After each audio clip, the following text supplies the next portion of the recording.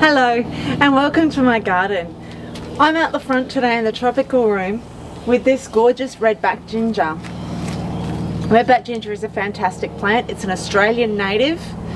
It can be used like normal ginger, but it also has these beautiful blueberries which are also edible.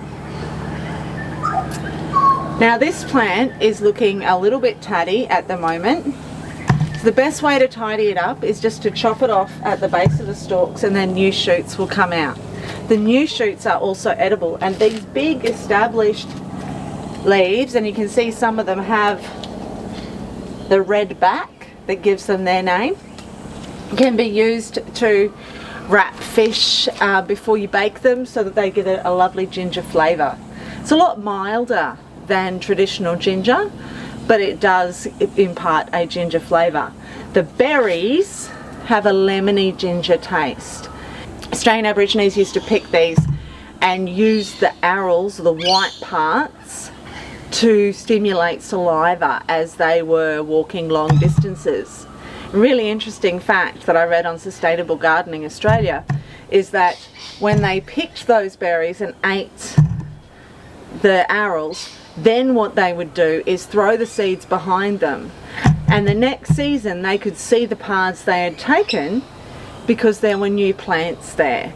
So the paths that they took through the rainforest were all full of these. Because it's a rainforest plant, that means that you can grow it in a shady area in your garden and it will actually flower and fruit in the shade, which is great because we all need those kind of plants in our gardens. The bees absolutely love it. I saw my first teddy bear bee on one of these in my garden, and when it's flowering I see blue-banded bees and stingless bees and all manner of bees all over the flowers.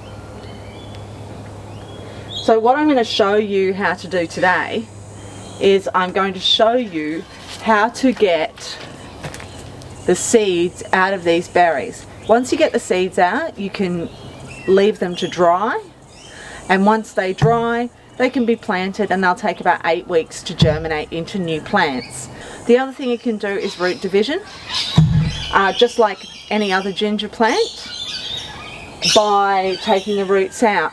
Now you don't have to dig up the whole plant to do that. What you can do is just move around the edges and cut off the newer looking roots and divide it that way, or you can take those newer looking roots and cook with them.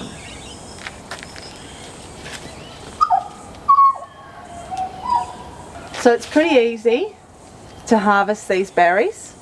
All you do is pluck them off, and you'll see that at the end of the berry there is another little stalk. Just pop that off, and then see that blue? That's actually a hard shell. So what you want to do is crack that hard shell, and it just comes off like that. Isn't it gorgeous? Look at that blue. Amazing. Now these berries taste best when they've only just become ripe. So you want to harvest them as early as possible if you're going to sample the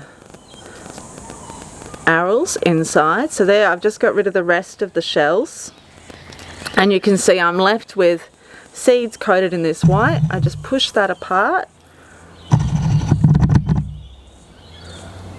and you can see there's so many seeds in there. You don't want to eat those, you want to save those and replant them.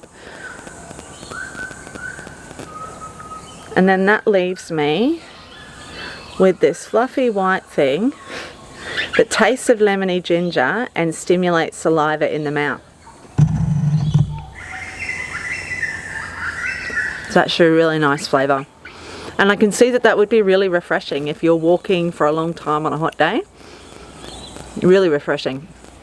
The other thing you can do with native ginger is if you have a permaculture garden, you can chop and drop, which basically means that when you trim them back, because they're getting scrappy, like I've pointed out this one is, you can chop them back and just leave the fronds down on the ground as mulch, or you can move them to somewhere else in your garden where you need mulch and they will rot down beautifully. So that's Redback Ginger. I thoroughly recommend it as a part of your permaculture garden. It's a great understory component to any food forest, and it produces edible foliage, edible berries and edible roots. And it offers plenty of ecosystem services to the critters in your backyard. Thanks for watching. I'd love it if you'd subscribe. I'd love it if you'd share this video. And I also now have a free newsletter which I'm sending out every Friday. I'll pop the link in the description.